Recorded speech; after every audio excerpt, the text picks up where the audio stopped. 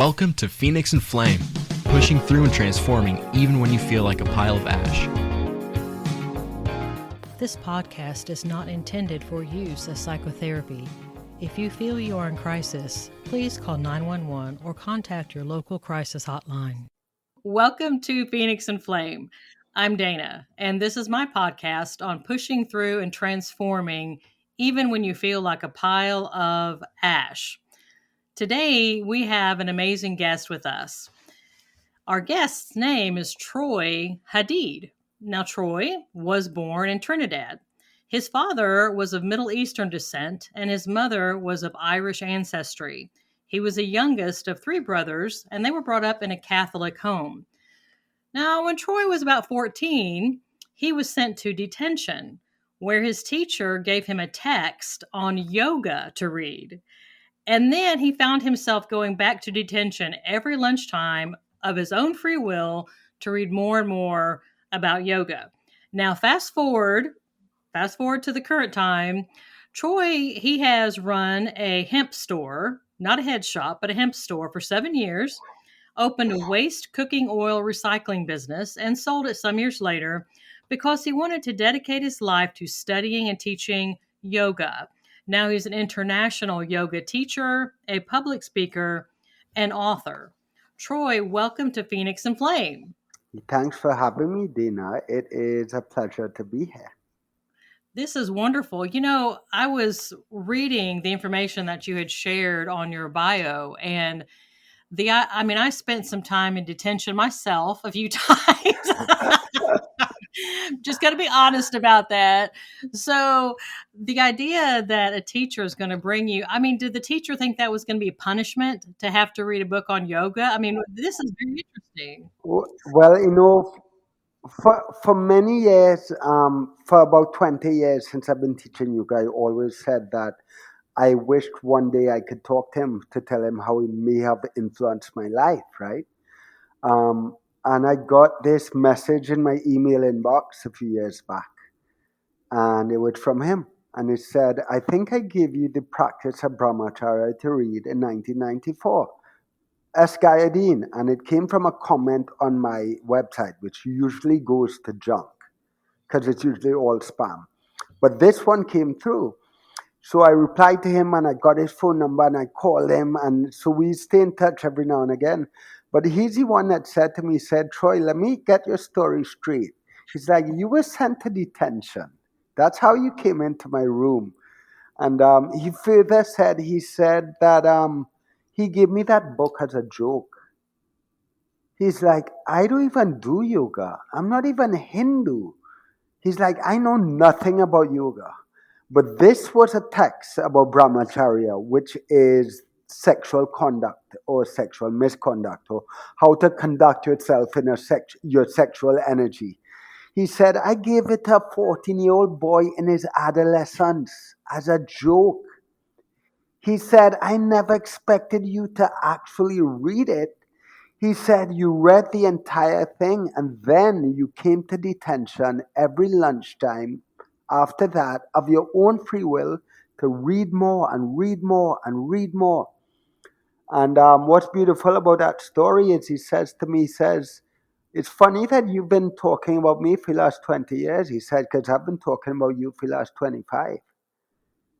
He said, I've been talking about you as a 14-year-old boy who impressed me with his commitment to come and study and read these texts that most adults couldn't even read.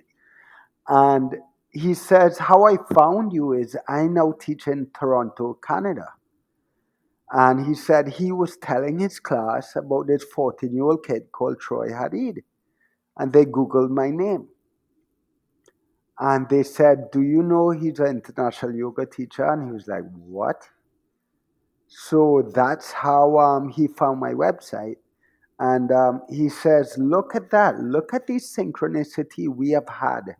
Speaking about one another and the impact we've had on each other's lives without a word. He had no idea what had come of my life. I had no idea what had come of his. Troy, let me ask you something. I know that many times people will use practices like yoga to really help them through harder times in their life, something that they're having Yeah. a difficult time dealing with.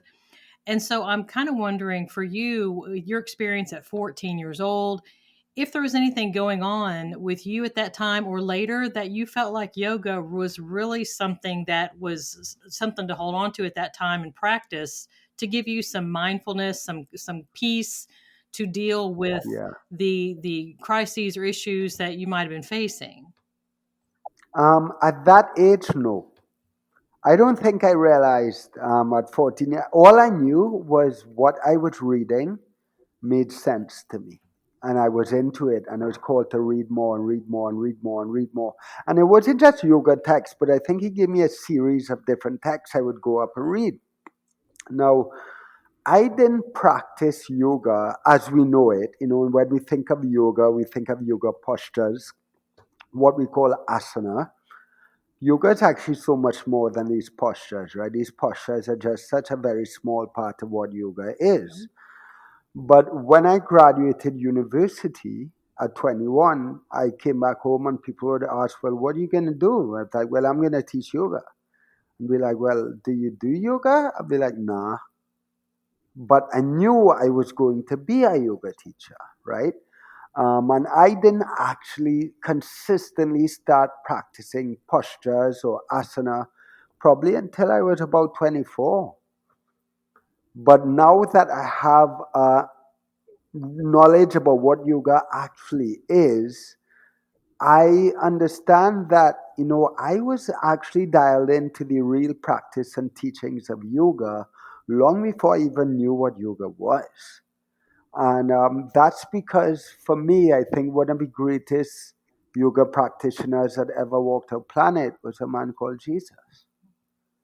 And I know a lot of people who are of organized religion or faith might say, how can you say that? That's blasphemy. Well, not really. Not if you really understand what yoga is, and not if you really understand the teachings of Christ. And the very foundation of the teachings of yoga, Dana, is realization with God. It's the acknowledgement of our interconnectedness. It's the realization that we are not actually separate individuals, that we are part of this one whole collective consciousness that is also God. And, they have that beautiful word namaste that we love to throw around the yoga world. Well, namaste means that the God within me acknowledges the God within you. So to actually see and acknowledge divinity in everyone and everything around us, that is the fundamental essence of yoga. And that is the fundamental teachings of a man called Jesus. Yeah, that's really interesting. And I want to point out and hear your thoughts on the difference between when someone says, I am God versus God Yeah, within me. Because I know there's some individuals out there, and I'm one of these people that I'm like, everybody's on their own path. Okay. I'm yeah, not a fan of judging and carrying on. I just want everyone to kind of have a platform to speak their thoughts and feel heard and that kind of thing. And so I've interacted with some people along the way. And also, I can remember seeing something because my degree is in clinical psychology. yeah, And a lot of people, not everyone by any means, but a lot in that field can tend to view religion as a crutch. They tend to want to yeah, more focus on the human being and saying, I am God. And I remember being in an elevator one time in graduate school and looking up on the wall, the metal wall, and someone had taken in a Sharpie marker and put that man is God and yeah, wrote that on the wall. And of course, like I said before, each to his own. All right. But I think that's curious. And I would like to hear your thoughts on the difference between someone saying God within me, the collective, versus yeah, I am God, man is God. So do you see a yeah. difference or not? Um, I, I, I don't know. I don't know if I will explain how I view it. And I will say this. I personally don't connect to a dualistic reality. And what I mean by that, because I don't like to talk in esoteric mumbo jumbo terms, right? What I mean by that is the only way to discover who I really am is for me to dissolve the word I. Because the second I use the word I am this, I am that, that implies that I am separate from everything else. Okay. And we have this identity is ingrained in us. Our individual identity is ingrained in us from the day we are born. We are told the narrative, I am Troy, this is my body. And everything we live, everything as we grow up into adulthood and our personality revolves around that individual identity and strengthens it. So much so that we say things like, I am Catholic. Well, does that mean if I change my religion, I no longer exist? We say things like, I am fat. Does that mean if I lose weight, I no longer exist? Or we say, I am Republican, or I am a podcast guest or a podcast host. We define ourselves by these labels, but these are not who we are. If these were things that we were, then we could never be something else. And for me, Dana, I'm going to answer your question shortly. For me, Dana, somebody would have an extremely hard time convincing me that I am anything associated with my body. Because I know, not just I believe, but I know the resonance and vibration of my actions, my words, and my thoughts as I live through this human experience will never die. So I know I will never die. I cannot die. Energy is created and destroyed. It's neither created nor destroyed. It merely changes state, right? It carries on forever. And, I believe this was one of the greatest teachings of Christ that people aren't putting their finger on. He rose again from the dead to prove to us that we are not our bodies. And he said,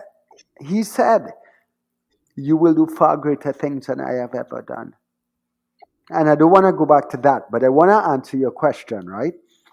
So I am okay with somebody saying, I am God. As long as they understand that means everyone else is God as well. As long as they understand that everything and everyone around them is also God. And you must hold that entire perspective. You can't say I am God, but these things aren't God. That it doesn't work like that. Like if you are pretending to understand our divine nature, then you have to embrace all of it. You can't be selective. For so many generations, God has been portrayed as exclusive. And God is not exclusive. Religion did that. But God came before religion. Religion didn't create God. And it's important for us to recognize that God is inclusive. That means there are no exceptions to who or what God touches. Does that kind of answer your question? It does.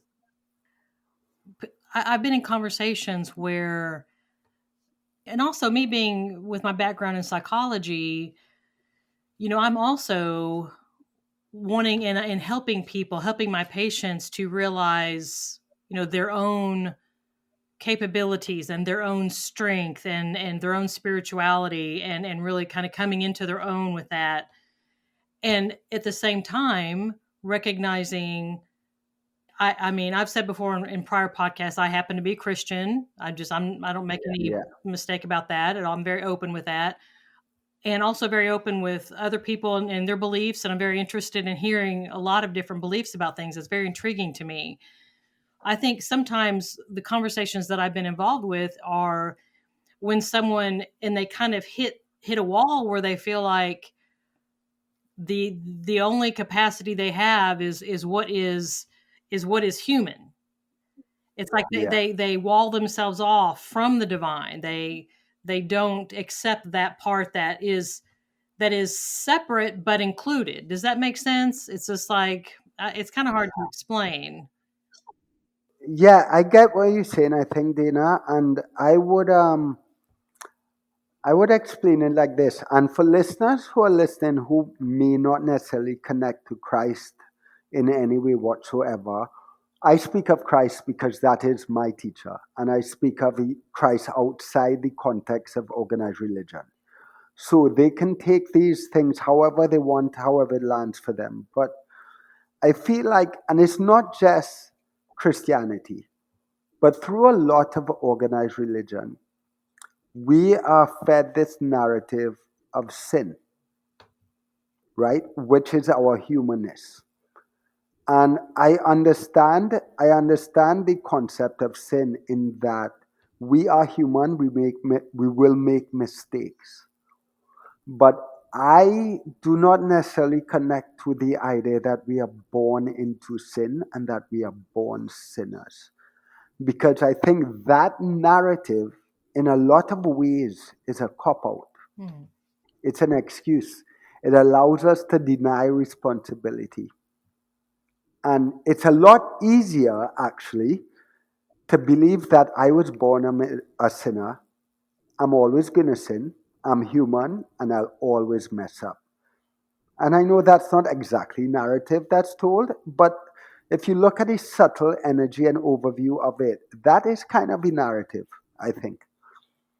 I think the teachings of Christ, or what Jesus came to teach us, is actually very different. I always say that I don't believe he had any intention of freeing us of sins. I don't believe that he saw a need to do that. I think what he came to do was show us how we could live our lives. He came to set an example of what we are capable of. And teachings like, you will do far greater things than I have ever done. Things like, if you have faith as small as a mustard seed, you can move mountains. I don't believe that was a metaphor. I don't believe that was poetic. I believe that was very literal. And I think that what Jesus came here is to tell us to wake up, to take responsibility for the world we are creating, and to do better, to show us that we are so much more than we've been told we were. And that's how I look at it, Dana, is I'm not okay believing that we are mere mediocre humans who don't know any better. We are made in the image and likeness of God. We are creations of God. We are seeds of God. How dare I disrespect God's creation and tell myself a narrative that I'll never be good enough? I'm very careful not to. I hope people don't get offended when I share things, but I went to church the other day because I'm not against religion, right? So when I'm called to go to church, I'll go to church for ceremony or whatever. And I want to say it was a funeral. And it was time for us to receive communion. And I heard the words repeated that I've heard ever since I was a child. And it was something, I don't know if it was just my church, if it's generally done in Catholic and Christian churches. But it implied that I am not worthy enough to receive the body of Christ. I am not worthy to receive you. I believe my words. And I said to myself, why would we say that? I am worthy to receive God. I am worthy to receive the body of Christ. How dare I repeat the words that say, I am not worthy? And, we often talk about words being so powerful and thoughts being so powerful. And I think sometimes we need to look at the words we say, look at the prayers we repeat, And rather than just repeating these prayers and these things, to really look at what is being said and ask ourselves, do I actually believe that? You know? Mm-hmm. I like that.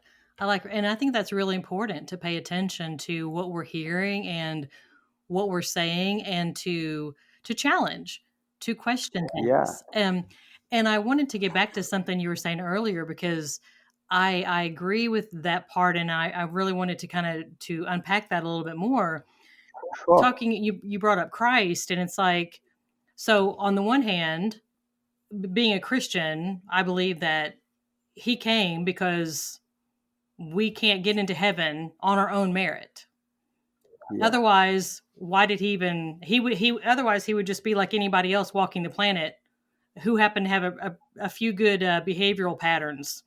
You know, yeah, there's a lot of standout people throughout history, but being Christian, I believe he was God and man, and it was by his sacrifice. But the thing of it, but so I believe that. But what's also true, what I wanted to get back what you said earlier, was the way he lived his life was so different than what you see a lot of the churches representing.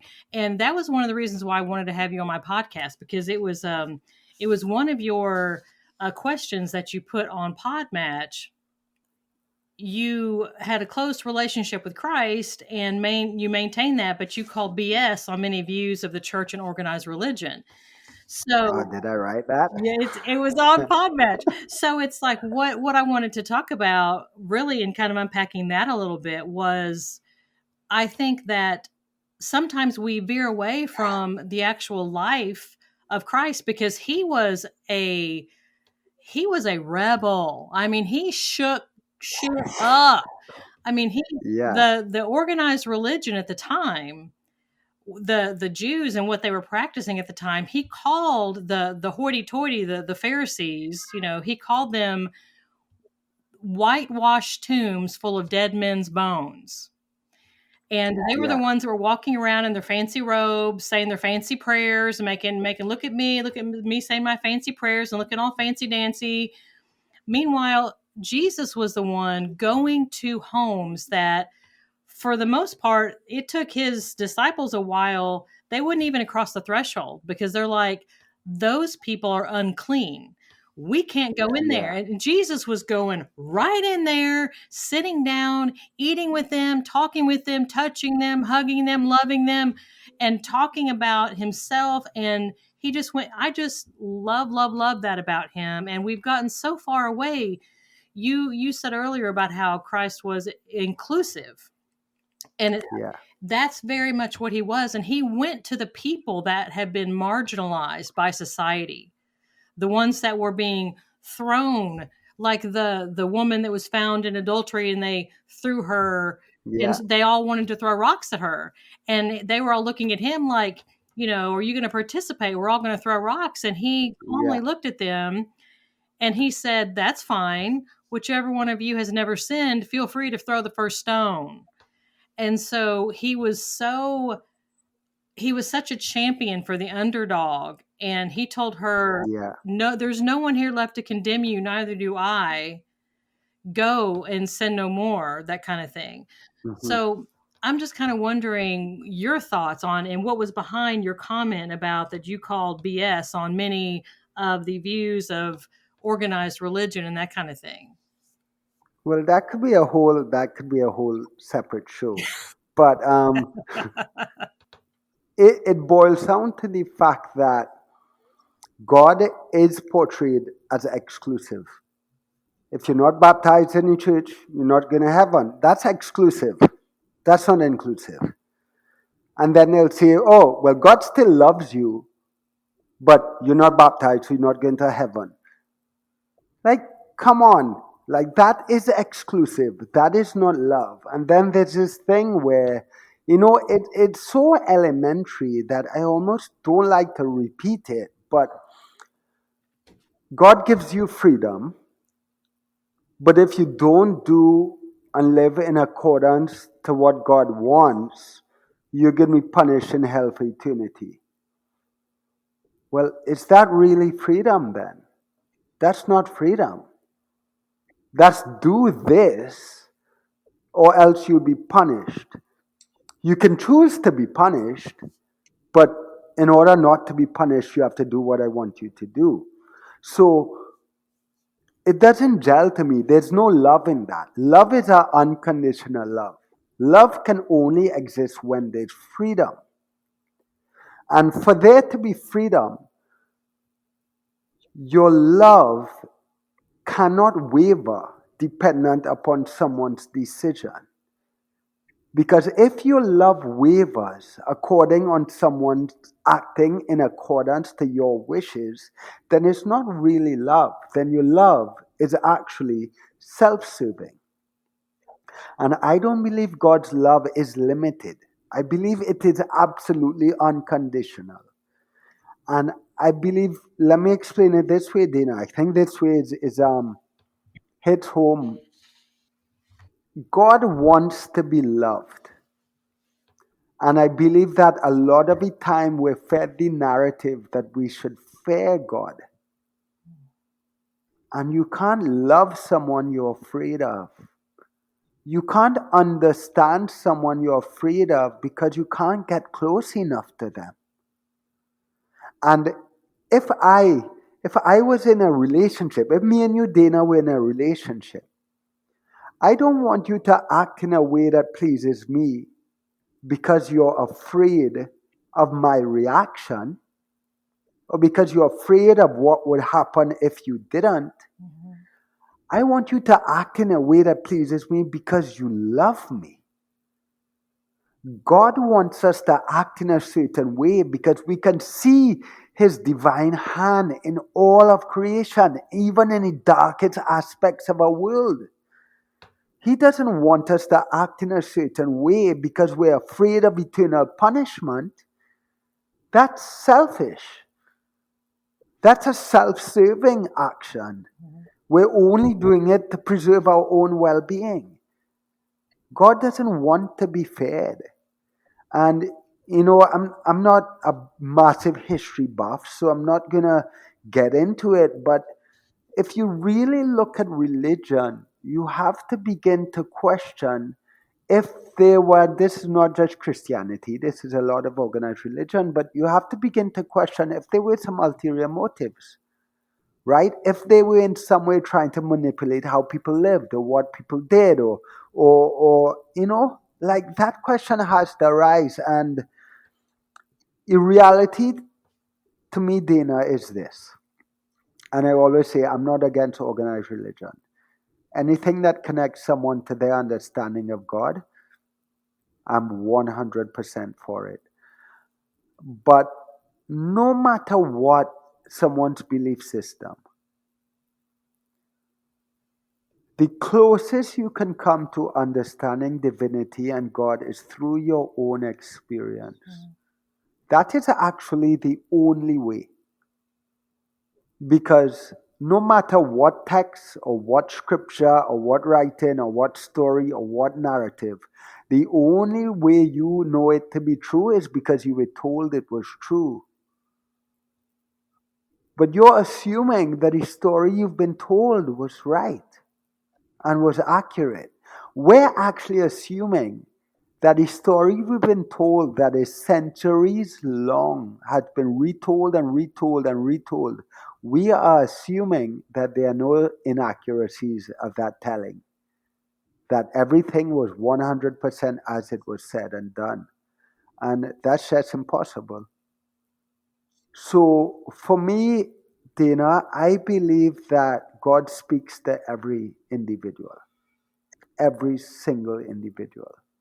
And I believe that every person has the ability to nurture their own unique divine connection to God.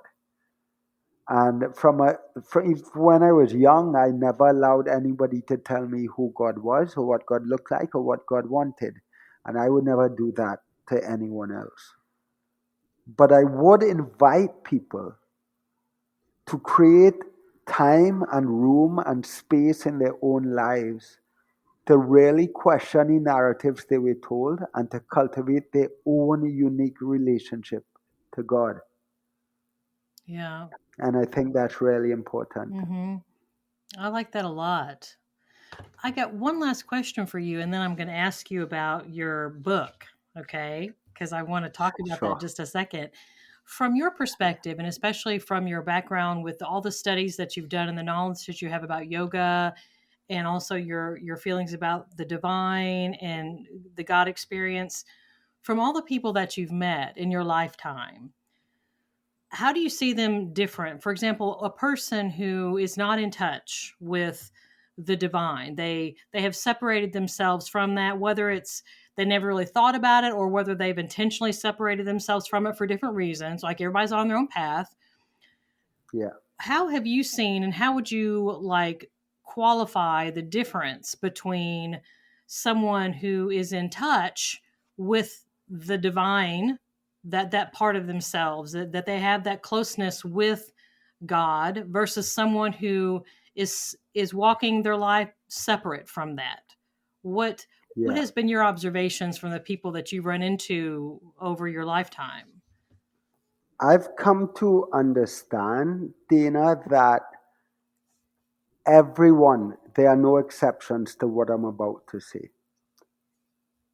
Everyone is a child of God or God incarnate. Everyone. The only difference is our conditioning,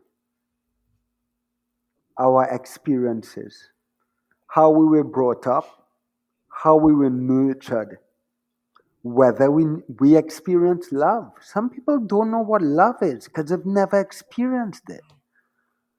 It's impossible to look at someone and tell them they should know better. Suppose they never had someone to show them better, Mhm. to teach them better.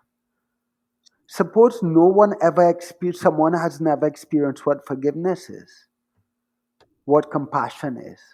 Suppose somebody's understanding of love came from their abusive parent and they came to understand that's what love was. Mhm. And I think it is fundamental for us in the world today to begin to put someone's actions aside, someone's mistakes aside. And even the what we see, the story, I have this beautiful tattoo here that says, ignore story, see the soul. And it's from one of my teachers, Sean Korn, who got it from her teacher. But we live in a world now where all we see is someone's story. We see what they've done, we see what they look like, we see their race, their genders, their clothing, their dress, their opinions. We see all these are their stories. But the story is all conditioning. And if we can see one another beneath that, then we can see the soul that lives inside of everyone. And that soul is of God. That soul is God. And if we can begin to see someone as that, rather than seeing someone as their conditioning, then I always say forgiveness is no longer optional, but inevitable. Inevitable. Because you can pick anyone in this world who has maybe done the most atrocious and inhumane of things. And if we were grown up in their circumstances with their parents and their conditioning, chances are we might be the exact same way. And it's so important to understand that we are all conditioning. And if we can start to see somebody as that, then we can love them and help them reprogram, help them rewrite their conditioning, rather than condemn them for conditioning that they really had no involvement with. Mm. You know? Yes. So I know I said I was going to go. So I've got another question now. Keep going, keep going. I have time. So okay, I have two thoughts about what you just said. On the one hand, I love the whole idea of looking beyond how someone has been conditioned and seeing, who they were. Because lots of times when I talk to my patients and we're talking about patterns and things, I'm like, at some point that person was a toddler. Imagine that person as a toddler walking around before all the icky happened to them, And so that's kind of what you're talking about. I said, at some point you were a toddler. I said, you were a toddler walking around at some point, and before all this stuff happened to you, and you developed all these defense mechanisms to deal with all the icky stuff. So that is fabulous. And I think that is kind of what you were saying. I think along that together, like right beside, is also, I talk to people who they're in relationships with people who have no interest in changing. They are continuing to engage in hurtful and dysfunctional and pathological behavior patterns. And they have no intention of stopping. There might be some listeners out there that are listening to us talking right now, and they might be in a relationship with someone that they're trying to look beyond the conditioning. They're trying to remember this person when they were a toddler, but this person that they're in a relationship with has no interest in forgiveness or changing or anything like that. They are going to continue to interact with them in a very hurtful, abusive way. And so I feel like there's a difference between being able to see beyond that, for behaviors of the past versus something that someone is saying, I'm going to continue to abuse you. I have no intention of stopping.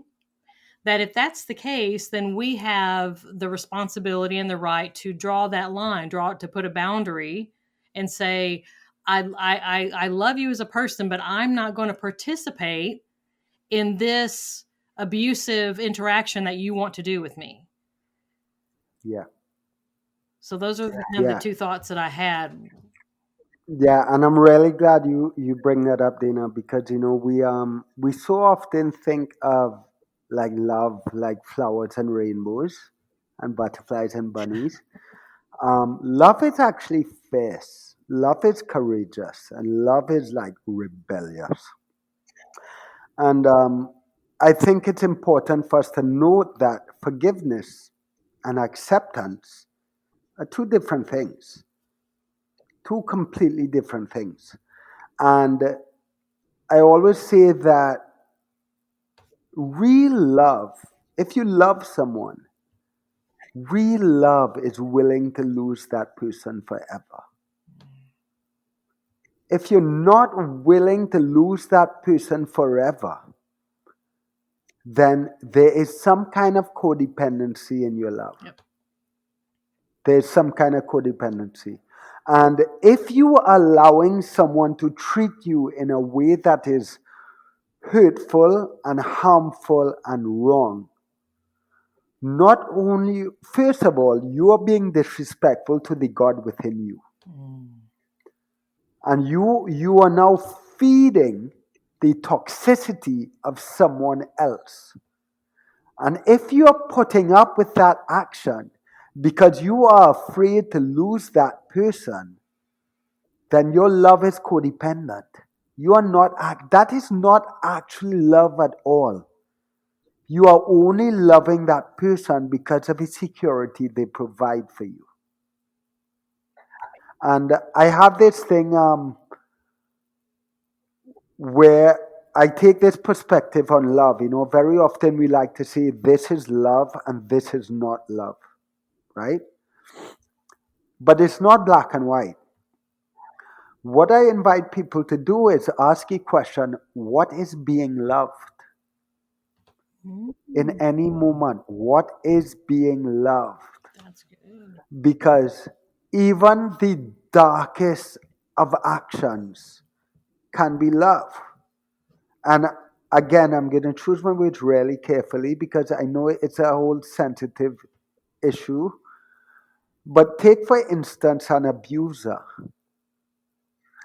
An abuser might be acting out of love, but it's a love of power, it's a love of greed, but it's still love.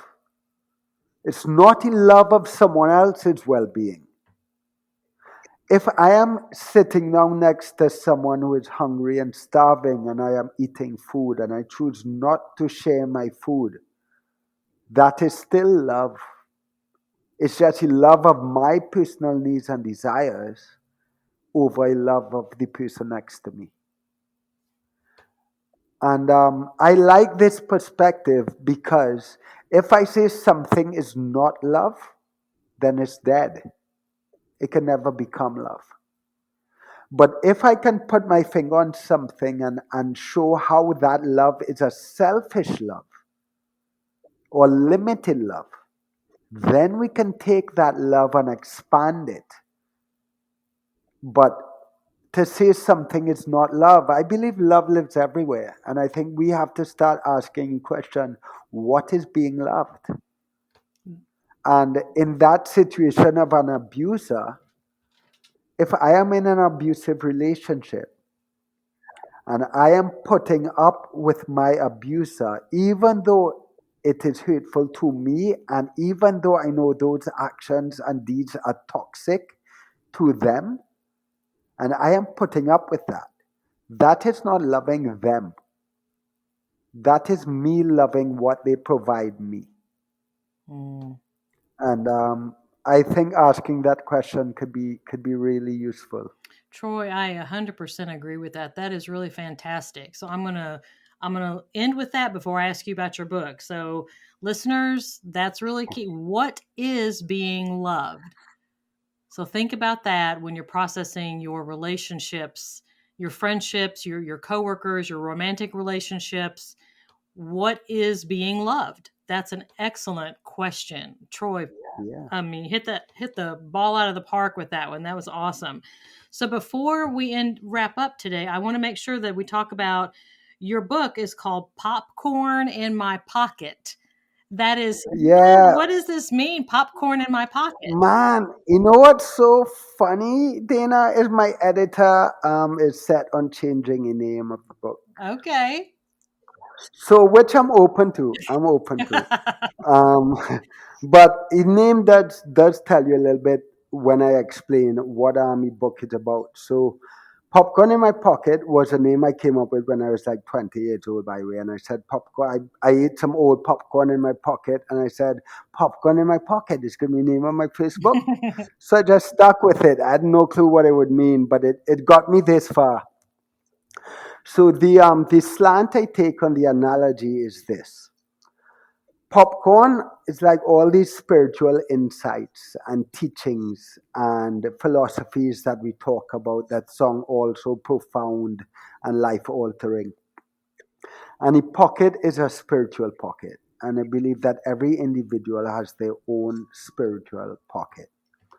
But I believe that what's happening now in the world is that we're taking all this popcorn and we're just tossing it around. We're reposting it, we're sharing it, we're rereading it, whatever. And we're not asking the question, how does this apply to my life? Mm-hmm. We're not taking the time. We're looking at, yeah, this is where I embody love. But we're not looking at the areas of our life where we don't embody love. And so what this book is me talking about these teachings and insights and philosophies, but also sharing stories from my life, how where they show up or where I fail to embody them, and sharing with the reader how it sits in my pocket, and then inviting the reader to discover how it sits in their own pockets and how it really applies to their life. I like that. Because I think, yeah, there's a lot of talk now, and there's not enough understanding, and there's not enough embodiment or application of these teachings.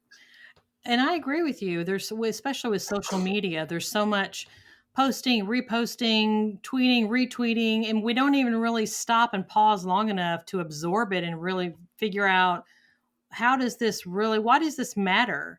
And what difference is this going to Yeah. make in my life? So I like that a lot. So, Troy, before I let you go, I want to make sure that the listeners that we have out there, they're thinking, oh my gosh, this Troy Hadeed is amazing. And I really liked what he had to say. And I really would want more of this guy. So, what I have here is it still troyhadeed.com? Is that where they go? Yep. Yeah, that's my website, and they could sign up for my newsletter there, and they will get the first news of my book. That is a promise. And I'm also quite active on Instagram, so they can also follow me on Instagram. Reach out if they have any questions whatsoever, and yeah, I would love to be of service on anyone's journey. And if people do want to work one on one, that is something I do. And if they reach out and they mention your podcast, they will get 15% off. Fabulous. Thank you, Troy. Yeah, Thank you so much. Thank you for being my guest and yeah, taking your time and your energy to come and really listen and process with me today. Thank you.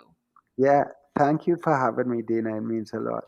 Okay, listeners, I know that you have heard things today that have been so meaningful to you, and or maybe you're thinking, I have a coworker or I have a friend or I have a relative that they would love this. They have got to hear what Troy has to say. If that's the case, then I would strongly suggest that you copy and paste the link onto your, you can do it through texting, you can do it through email, you can post it on your popular social media platforms. Let's spread the word. Let's expand the Phoenix and Flame community and reach out so we know that we're not alone and we're in this together and helping one another on this journey.